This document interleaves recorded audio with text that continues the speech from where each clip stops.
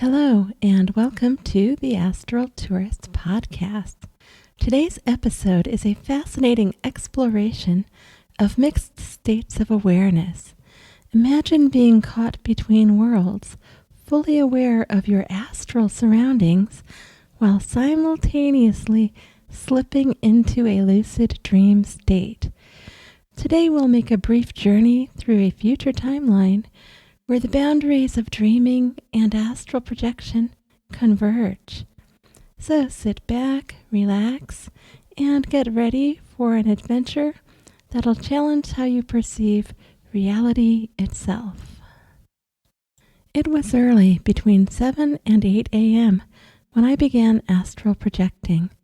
Floating effortlessly up the street from my home, I noticed the sky was unusually gray.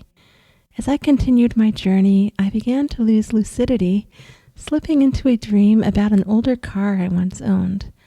I figure that happened because I was on the road floating along there. In the dream, I drove it through a McDonald's drive-thru, but no one was there to take my order. Curious and a little bit concerned, I got out of the car and went to check inside to see if everything was okay. The interior of the restaurant was futuristic, with the counters located in a completely different area than I remembered. Quickly realizing I was still astral projecting, I commanded "Clarity now" to sharpen my senses. Immediately, everything became clearer and more vivid. A woman behind the counter communicated with me using a form of high-frequency telepathy that I recognized from past projections into the future. She told me a storm was approaching and they would be closing soon, but I could still place an order. I could feel that I was in a future timeline, not just from the way everything looked, but from the woman's short-form, high-frequency style of telepathic communication. This is one I've had trouble with in the past, and I call it short form because in my mind it's translating really loosely at a high pitch. And keep in mind, it's all about how we perceive things as well. So I'm sure, in her mind, she's just talking normally. I felt put on the spot because of the incoming storm. So I ordered 2 McDoubles, 2 small fries, and 2 of something else I can't quite remember. I wasn't sure if I had a friend I had to get something for or not, so that's why I was ordering in 2s. And I thought if I, don't have the friend and waiting outside or something, I'll use it for something else or give it away. As I waited for my food, my lucidity began to fade again, and I slipped into a dreamy state once more. I mentioned to someone nearby that the drive-thru wasn't working and that my dream car was still outside. So even though I knew I was dreaming, I was also at the same time reminding myself that I was dreaming by calling it a dream car. When I start to get in these mixed states, I start identifying everything like overly in my mind. I go kind of grasshopper mind on purpose, and hoping that I'll kind of, snap myself out of it. A tall blonde man with wavy hair reassured me, telling me my car would be fine and that there was room for others to go around it. He then showed me some new McDonald's toys, large stuffed items, much bigger than the usual ones. One was a 3-foot-tall nutcracker-style soldier. The other a 2-foot-tall pink stuffed rabbit with floppy ears. He gifted me the nutcracker soldier since the drive-thru wasn't working, but told me I'd have to come back later on another day for the rabbit. When he was telepathing about another day, he was also implying telepathically through various feelings and things and referring to the incoming storm. So even he was aware the storm was coming. Then things took kind of an odd turn, mainly because I wasn't expecting it at all and it kind of just came out of the blue.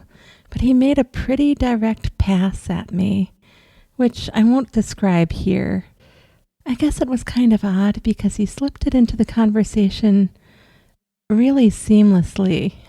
So, that part was impressive. But I thought to myself, not in the McDonald's. Has romance completely gone out the window in the future? To him, I simply said a firm but direct, "No, I'm married." Even though I wasn't married, I'm not married. It felt like the quickest way to end the conversation without insulting him. Remember, in different timelines and parallel universes and all of this other stuff, people have their own ways of doing things. So I always try to be polite. He was a polite gentleman too, and didn't question me further. However, his eyes widened in surprise. He was holding back a lot of emotion from me right there, and his thoughts as well, or I wasn't trying to get in them, so he succeeded, trying to be polite myself. It was as though he couldn't fathom someone being married. I just knew he wanted to ask me all about that. It was as though I had completely baffled him. This made me wonder if the entire concept of marriage had also gone out the window, right along with the romance in this reality. I don't know, but he was sure surprised by that. But he was a gentleman too, so good on him for that. Someone handed me my bag, which was quite compact and small, considering it was supposed to have all that food I had ordered, plus the Nutcracker toy soldier. I left to find my dream car. So again, sizing in the Astral is kind of weird. You can open a small bag and there can be like a whole universe in there. So that doesn't surprise me as much anymore, but it's still fun to observe. My car was still parked in the drive-thru. When I got in and tried to drive off, I noticed it wouldn't slow down when I tapped the brakes. Wondering why it was still moving, I did one more clarity now for good measure. It's a good thing I did that. The car disappeared entirely, so just getting more clarity can help clear away the dream elements. My astral body was now standing on a moving platform, something like a flat escalator, and I was turned sideways, almost kind of like I was trying to surf on it. So sometimes in the future, astral plane levels, I have some trouble with balance, and so I'm guessing that's why I turned myself sideways. So those wonky elevators I've talked about? If you don't, I have a whole playlist.